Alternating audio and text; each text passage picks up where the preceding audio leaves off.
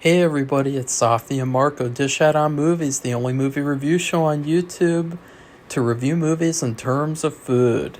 It's just Marco here once again, and I am here today to talk about Goosebumps Season 2, Episode 1. For starters, and I think I'm starting to say for starters in every video now, like that's the...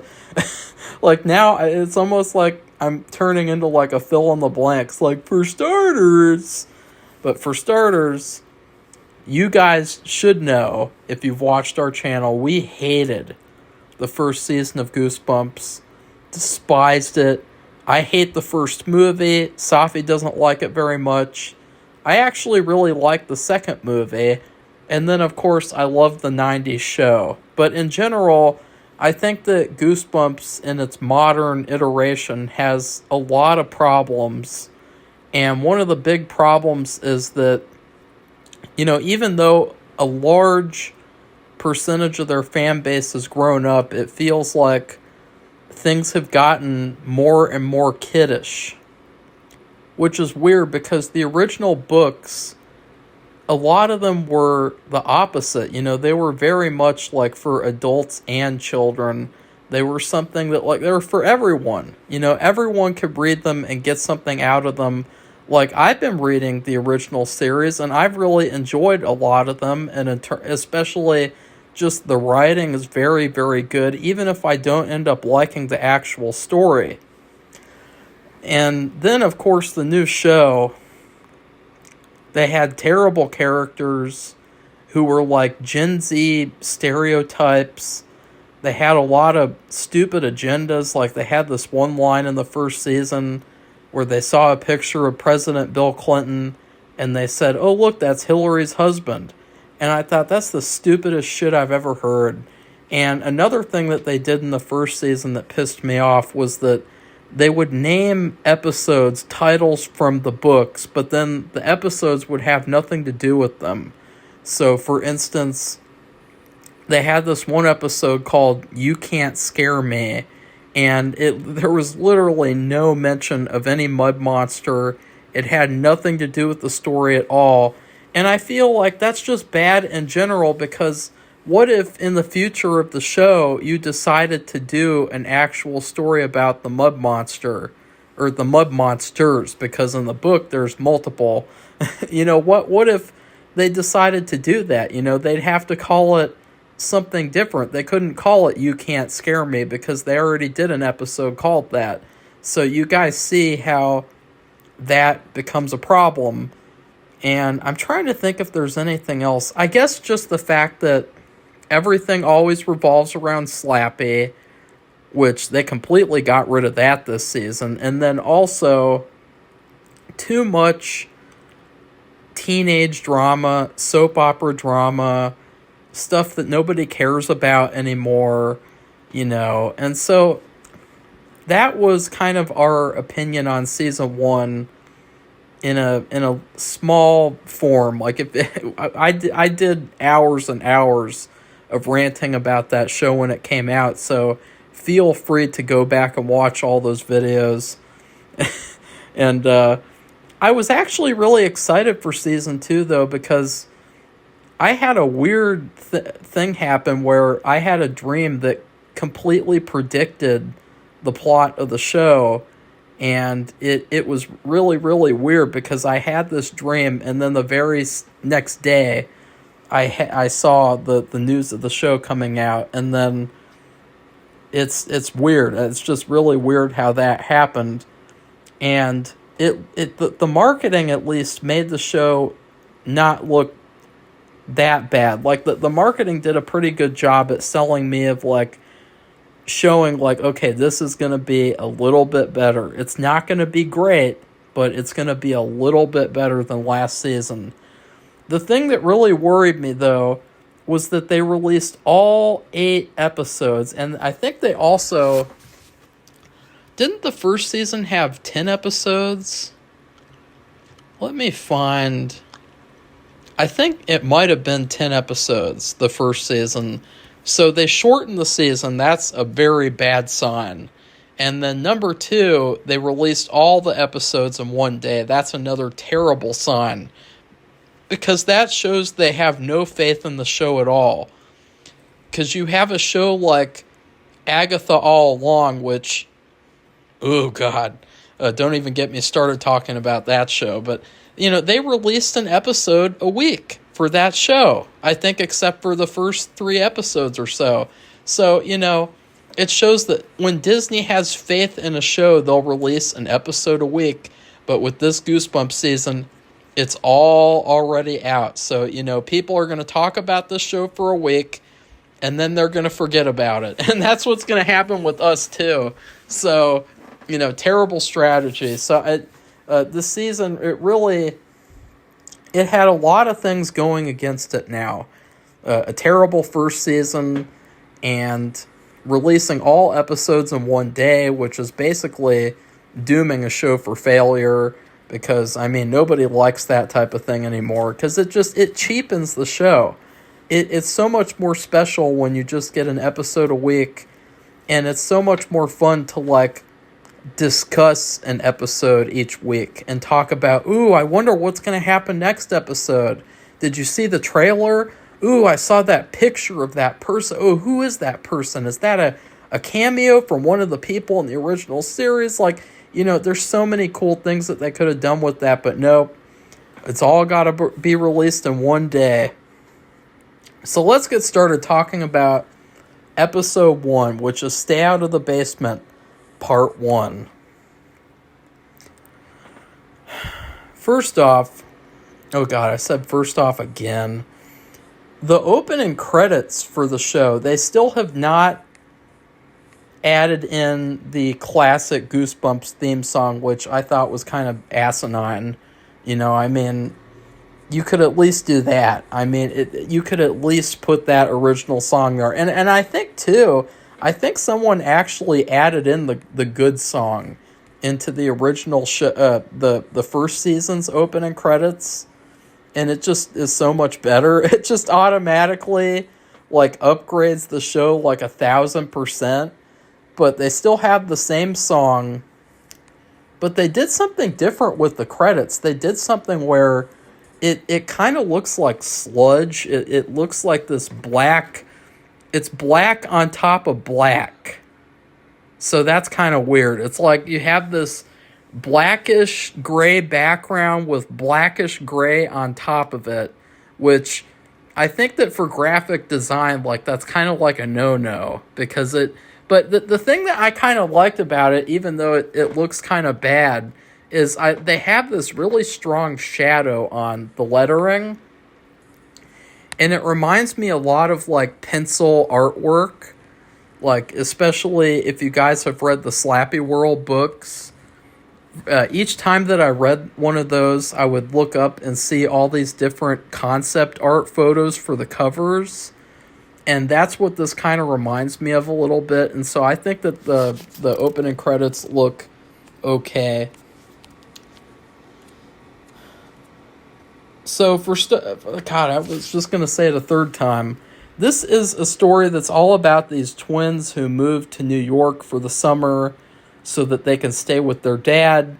Their parents are divorced, of course, because you can't have a modern TV show without a broken family, which is pretty bad. In the original Stay Out of the Basement, the mom was away for the aunt's surgery. And in this one, they're like, no, fuck that. Let's have them be divorced, because this is 2025, and there's no such thing as a family that doesn't have divorced parents anymore. And so let's just have every family have a broken home. So anyways, that sucks.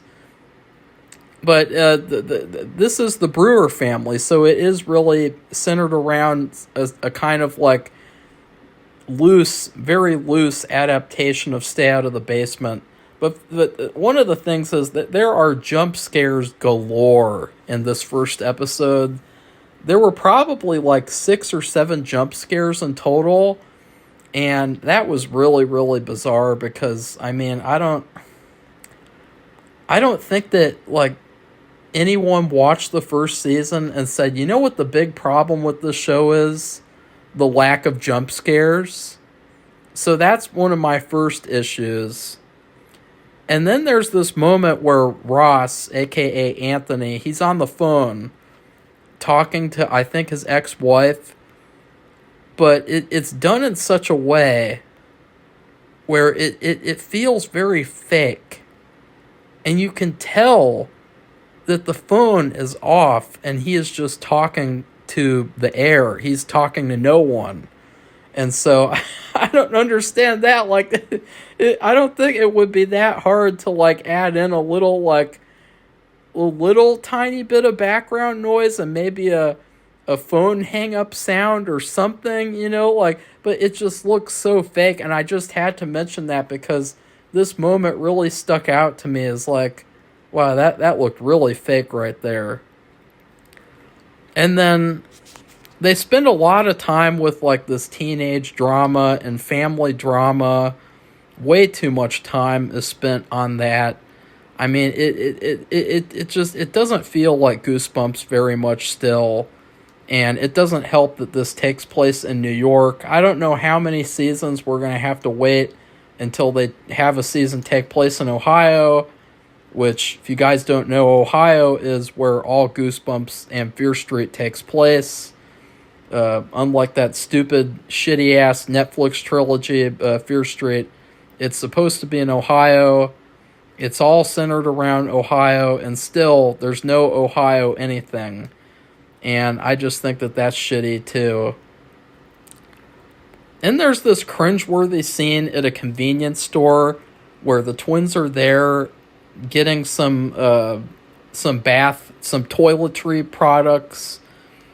And all of a sudden, you have this girl, and I think she might be, like, part Hispanic, but, like, she pulls this act where I think she got caught stealing before or something, and the white woman, like, shopkeeper who looks like a Karen confronts her, and the girl pretends like she's being discriminated against, and she points her phone at her and says, "I'm going live and I'm blasting you, I'm canceling you."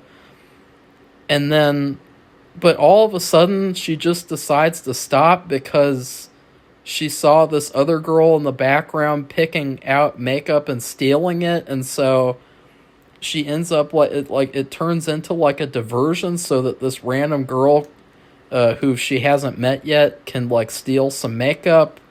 That was really bizarre. Again, it's like, what does this have to do with Stay Out of the Basement? Like, just, what is this crap? And later on, we have this very bizarre moment where I don't know her name yet. I don't know. The only name I know is Devin. Devin, and then I think his twin sister might be AJ. And then you have Joe Jr., which I did think that, I gotta say, one of the things I liked was the bully, quote unquote, his name is Joe Jr., and I thought that was a good idea. That was a total like Goosebumps kind of idea. So I like that. But there's a moment later on where the cancel culture girl comes up to the main girl and she takes her lip gloss, and she uses it on herself. And this is some of the bad dialogue in the show. The main girl is like, "My mom says you're not supposed to use the same makeup as someone else because, you know, germs." And then the thief girl, they're both thieves, I guess. I don't know. Very weird. There is no, like, explanation for that whole interaction at the convenience store. It's just kind of like, oh, this is what happens in New York. In New York, we got teenagers. They go to the convenience stores. They steal stuff. And they have some weird interactions with the store owner. And then they get a slice of pizza and watch Friends on Netflix. And so it's like, I was just doing my Prison Mike voice, if you guys don't know. I did a Prison Mike video on this channel a couple of months ago. It was pretty good. It was okay. But then the cancel culture girl says, my mom says you're not supposed to steal, laws. So yeah, there's a lot of bad dialogue in this episode. Still, it's the classic case of the old people writing dialogue for teenagers that they don't really know how they talk type of thing. But to be fair, I will say the main two characters are very likable.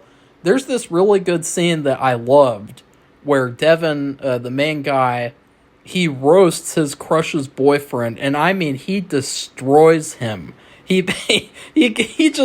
roasts him for like 5 whole minutes.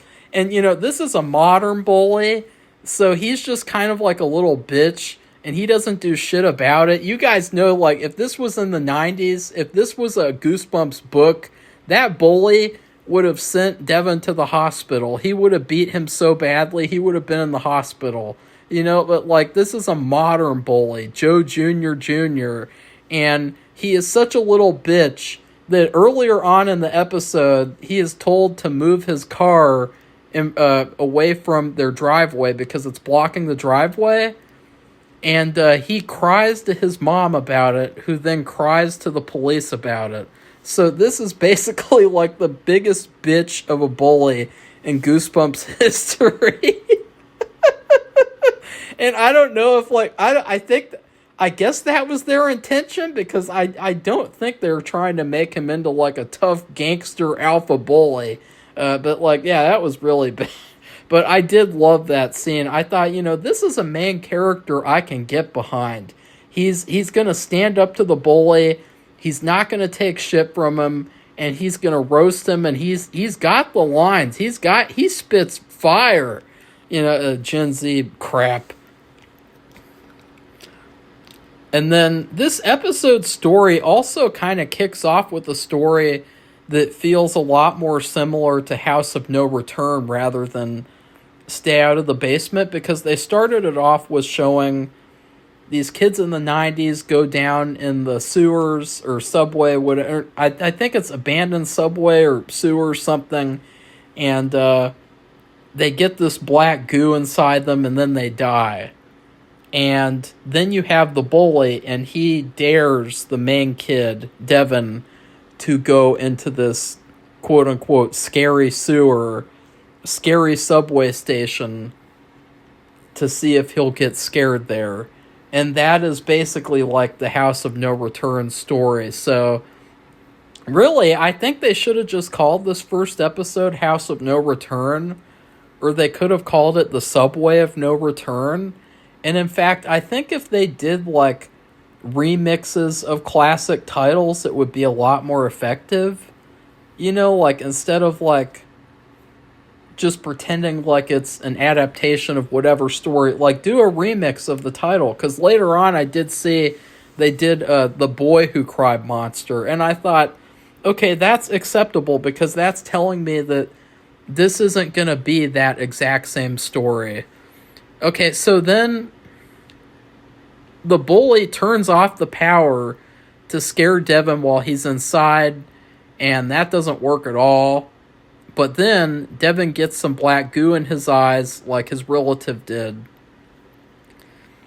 And he just kind of limps out of there. I don't know why it didn't kill him when it killed his relative and then the other people. That was, I guess they'll maybe explain that later on. I don't know. But then the next day, hours later, his sister says, "It was really scary. Like, you really, really scared me." So that's some more dialogue. There's also a moment where he's in this old folks' home visiting his grandma who has dementia, and she starts attacking him. And I gotta say that, like, the switches from, like, somber, dramatic moments into, like, horror moments are really jarring in, like, a comedic way. Especially when they try to have these jump scares. And so there's this really goofy moment where he's like, "You're gonna leave me, like, alone with my grandma?" And Anthony's like, yeah, sure, I'm Ross, and this is how I talk. It's gonna be okay. Your grandma isn't gonna bite you. And then a minute later, all of a sudden, she's like, I smell Maddie on you. It's hilarious. And it's 35 minutes into Stay Out of the Basement. And Stay Out of the Basement still hasn't happened yet. The only thing that happened was, as I talked about in the clip review a month ago, Anthony says stay out of the basement, and then a minute later he's showing them the basement. But then there's this part that actually, this was the best part of the whole episode. Anthony discovers some fungus on his brother's old hoodie. Then he gets attacked by his plants. And I actually thought that this sequence was very creepy and well done. Some of it was CG, but a lot of it was practical. And I thought it was really good. And then he releases this substance into the sewers. And Devin gets sucked into the sewer. And now there is a funny moment here because... Now, this is just what it looked like. I'm not saying, like, look, this is what the show gave me. Okay? They put Devin on the ground. They cover him in plants. And then some of the plants start throat fucking him. And squirting juice into his nose and mouth. So that was pretty bizarre. And that's how the episode ends. And then there is some good body horror with Anthony too. He's got all these scratches all over his arm because the plants like yanked him around and shit. And his last line of the episode is, That's not good. So yeah, it ends with a joke. And then we see this thing where this scene where there's this detective woman who knows Anthony, and for some reason she's got pictures of all the kids who've been in the sewer. And I don't know if like they were trying to make it seem like she's doing something ominous, but to me it's just like obviously the case of like she's studying what's going on and she's trying to figure out what happens when people go in there, I guess. I mean, again, this is just the first episode, and so far, I would say this is a pretty okay show. It's kind of a mixed bag. It feels like, once again, there's a little bit too much teen drama and like kind of like YA story telling going on. Like, I feel like I'd like to see more Goosebumps stuff and less like, oh, I have a crush on this girl who has a boyfriend, and oh, there's this bully, and then my dad's divorced, and his mom has dementia, and you know, just all this like stuff that like you wouldn't see in like classic Goosebumps books. You know, obviously, I mean, romance is something that was missing from the old Goosebumps books because honestly, it was kind of jarring how a lot of the times in those books it would be like, oh, I'm best friends with this girl. You know, I don't have a crush on her. I'm just friends with her. And so, I mean, I'm fine with the addition of that, but just way, way too much YA drama, stuff that just isn't Goosebumps. However, I would say that I really like the acting for the most part. I think that there were a lot of cringy lines. I would give the first episode a B-. I thought it was kind of enjoyable, and it wasn't the worst thing in the world. It might be a C+, depending on what comes after it, so I will be back with episode 2's review very shortly. Wow. Okay. I just got finished with the second episode of Goosebumps Season 2, and... Okay, so this is Stay Out of the Basement Part 2. It starts off with, unlike the original story, something that I'm liking about this show is that we're actually getting to see Anthony's side of the story. I mean, Anthony is in Mr. Brewer from the original story. Like, we're actually getting to see him going through this process of discovering this weird substance that came off of his brother's hoodie, and seeing like the story from his point of view is really interesting, and him studying this stuff and figuring out what's going on. I really like that part of the show. I would say that like all the stuff with Ross is like my favorite stuff so far. Like he's really, really good actually. Like he's not just funny and jokey like he was in that clip. The whole show, he actually does a great job at acting. In my opinion, he might be a little bit better than Justin Long, simply because he has more to do. You know, Justin Long in season 1 of Goosebumps, he was kind of relegated to being stuck in that world for most of the season, where he was possessed by Harold, and so it's actually like Ross has stuff to do. And again, there's some great body horror this episode, and I appreciated that.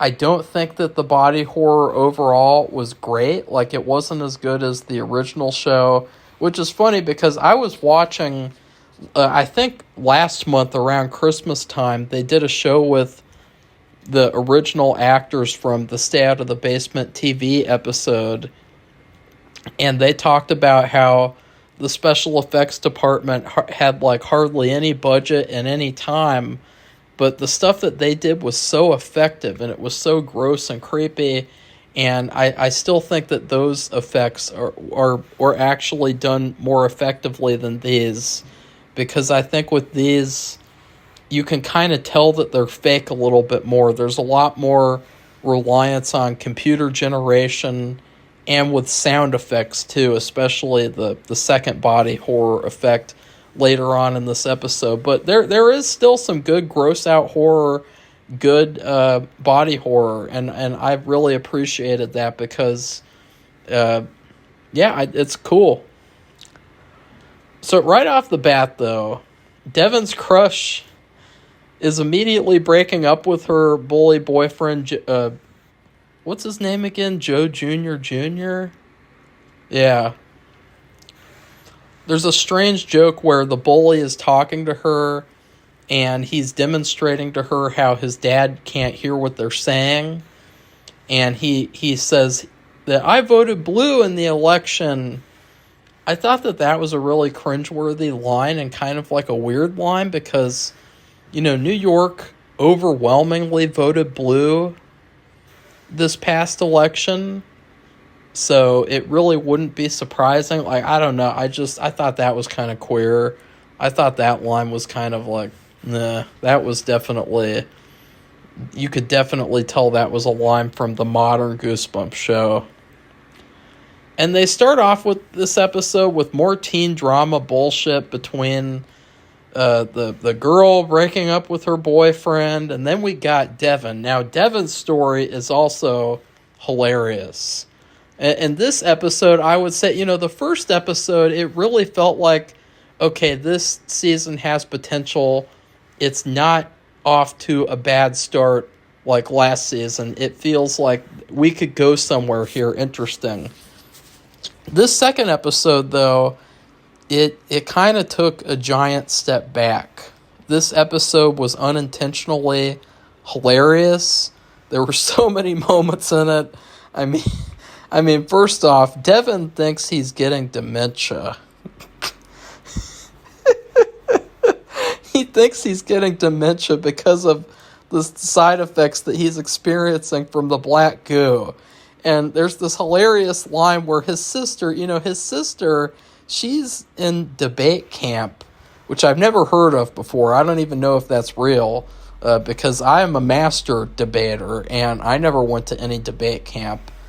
So I don't know if that's real or not, but his sister was hardly even in this episode. She got shoved off to the side too. But he thinks he's getting dementia, and she's like, no, that only happens with old people or something like that. And it's just this whole thing with, he thinks he's getting dementia. He's supposed to to be like a 16-year-old kid. It's so bad. It's so hilarious. And then Joe Jr. shows up to Devin's house, and he slaps him. He gives him a little slap. You know, this bully, he is just completely, like, beaten on by everyone. Like, his girlfriend, his father, the guy who's his competition in terms of his girlfriend. And he slaps Devin. He gives him a little slap, and Devin comes over and starts kicking his ass. And it's just, again, it's unintentionally hilarious. And then all of a sudden, his ex-girlfriend shows up, and this was a big issue I had with this episode, was the amount of teleportation his ex-girlfriend was doing this whole show. And just other characters in general, they would just teleport magically to what was going on. Like, the other characters, like, oh, look, all of a sudden it's that other character. They just showed up in the nick of time. They showed up right when the action started, conveniently. You know, a lot of conveniences with people just randomly showing up. And this storyline, you have this big argument between them, and it's this love triangle thing. And then the bully runs off, and he's just such a bitch. He's just a giant bitch, this bully. He is the worst bully I have ever seen in a movie or TV show. He is the biggest bitch bully I've ever seen. And there's this hilarious confrontation where Devin, he basically starts roasting his own crush. I mean, I've never seen this before. I've never seen this before on a movie or a TV show. And ironically, though, it's actually an argument that I've made a lot on this channel, you know, where you have this love interest and she was with this bully guy for a long time, and it's like, well, why was she with him in the first place? Like, that's really kind of a big red flag on her character.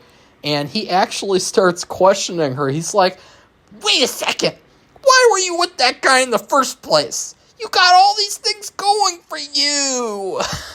Like New York, getting pushed into the subway. You got a gang rape in the future. You got a slice of pizza in the future. You got a big, bright future in New York. A lot of taxes. You got pissing all over the streets. You got buildings falling apart. You got gangs like in West Side Story. You got a big future in New York. And she's like, she starts attacking him back. They have this hilarious, like, back and forth, and she's like, don't judge me. He's like, why did you date that fucker? He was such a piece of crap. Why would you do that? And she's like, don't judge me. My mom works all the time, and I have all these problems. So, don't judge me. You don't know anything about me, boy. And then she storms off. And she accuses him of stalking her, even though I guess he's just looked at her social media, which it's like, this is something that we see a lot, which is like, if you have a social media where you post a bunch of shit for anyone to see, why is it considered stalking when someone else looks at that social media? It kind of like defeats the whole purpose of like posting stuff for people to see in the first place.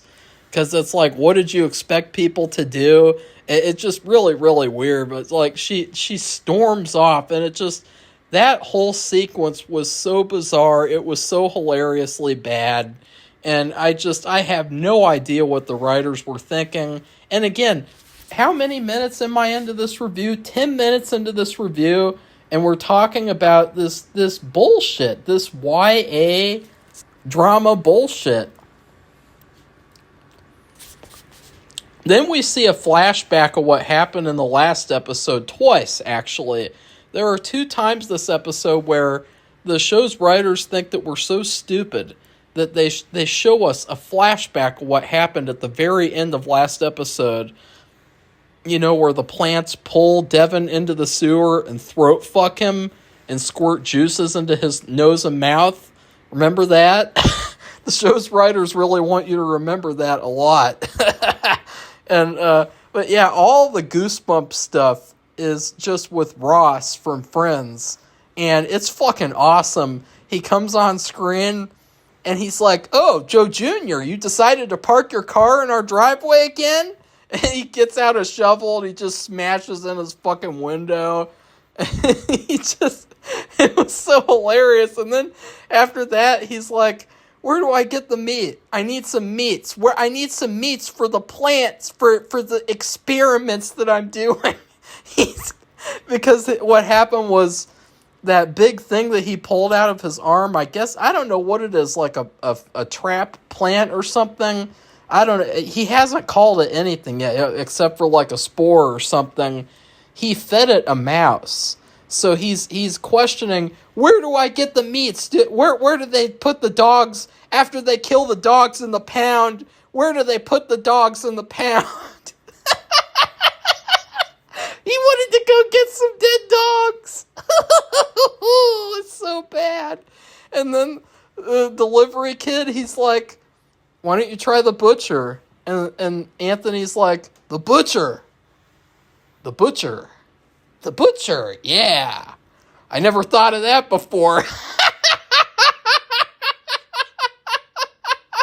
Like, God, this fucking writing. This show is the greatest gift that could have ever happened to this channel. Oh my God. Like, then Joe Jr.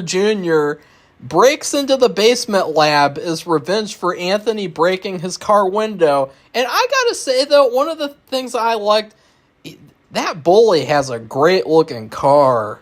It's a really nice looking car. So, yeah.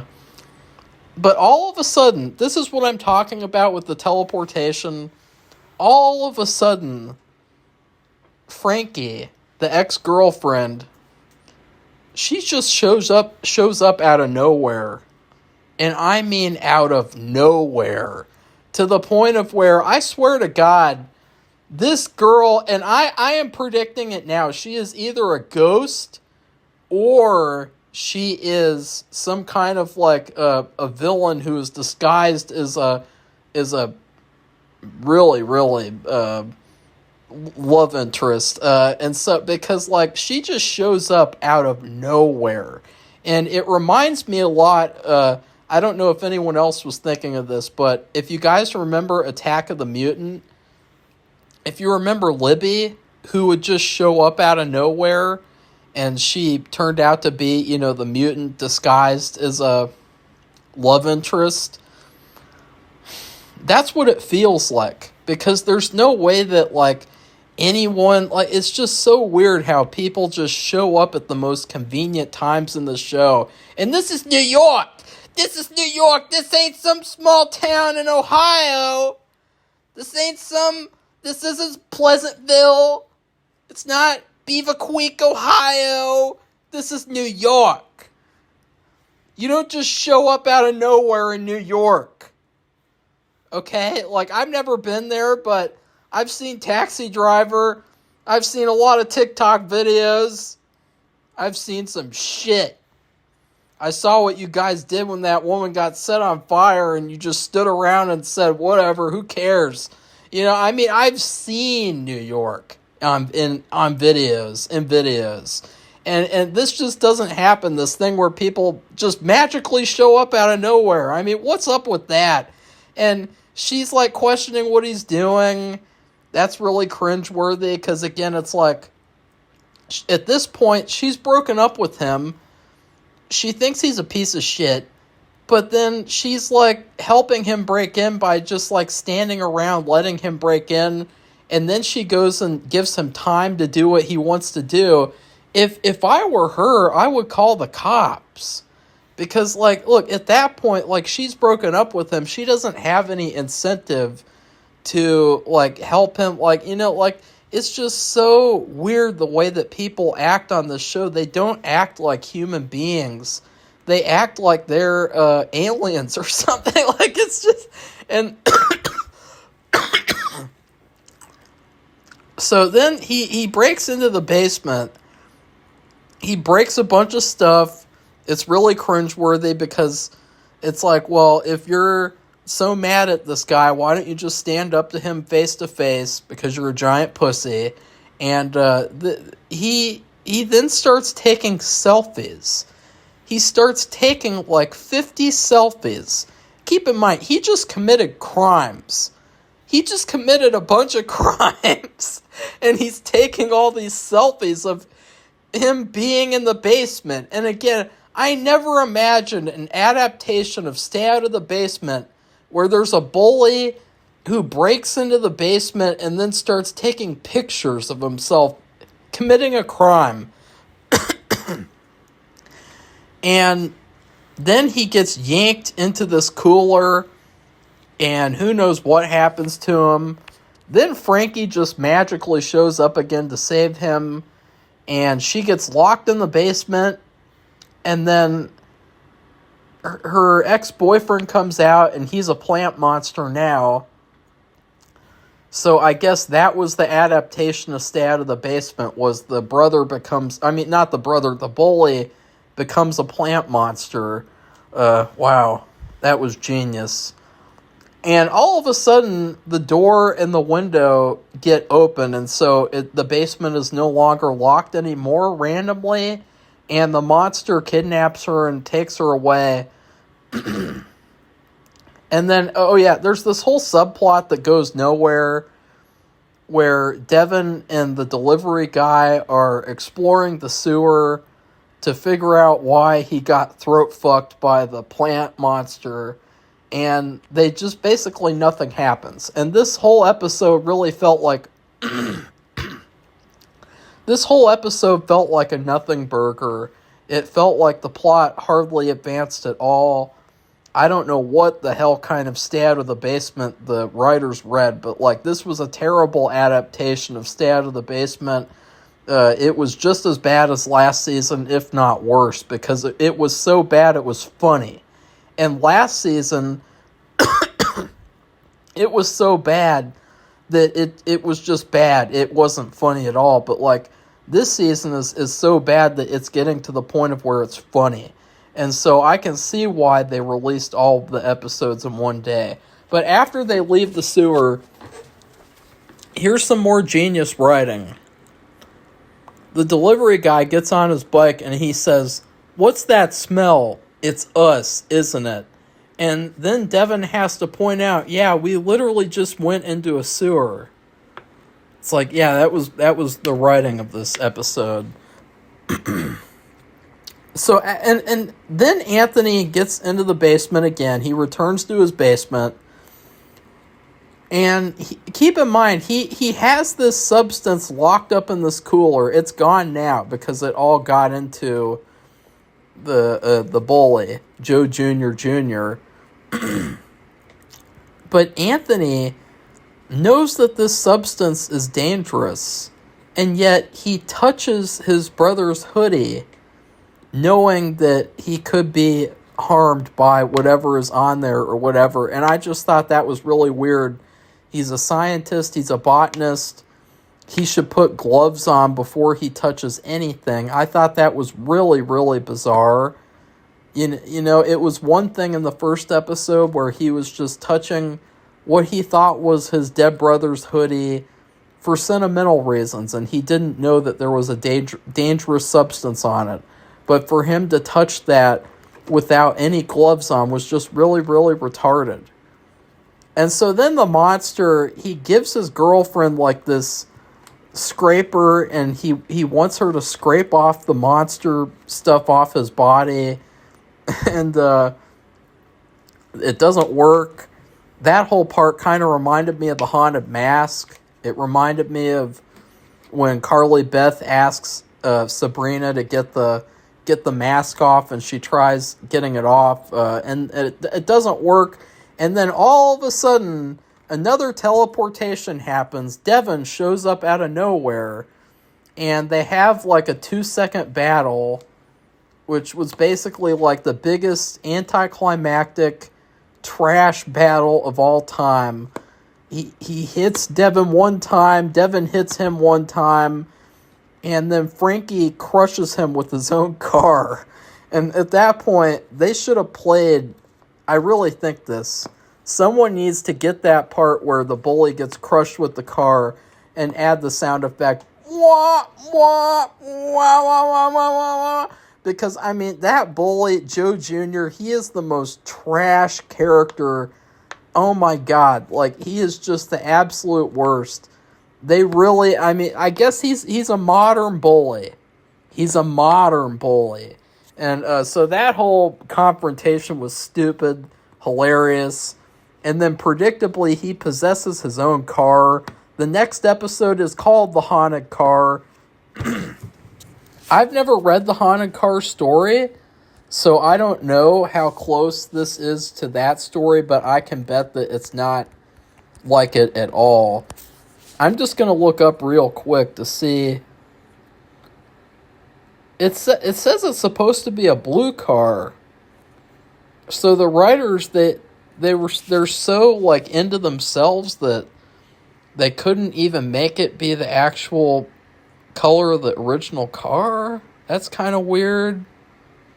The book looks pretty cool. Let's see.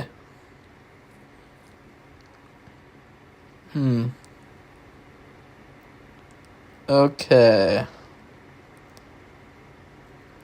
I've just read like a third of the summary, and it doesn't sound anything like it.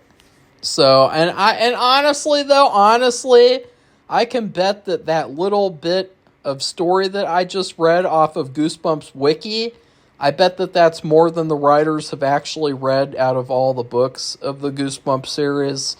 I would give this episode a C- and also an A+.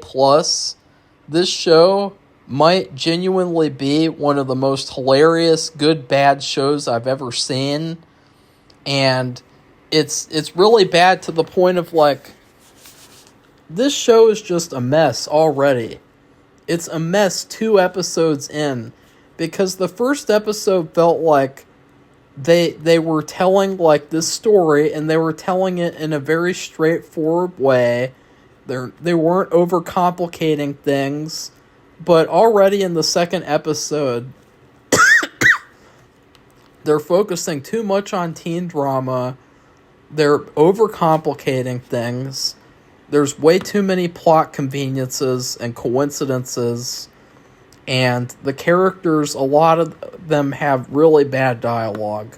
Pretty much the saving grace of this season so far is Ross from Friends. Everything else is kind of mixed to bad. I do like the love interest. I mean, she is definitely a better love interest than any of the ones that we had last season. But that's not saying very much because, you know, it's... But anyways, I don't know what else to say. I can't wait for Safi to see these episodes because she probably... You know, she's probably going to hate them.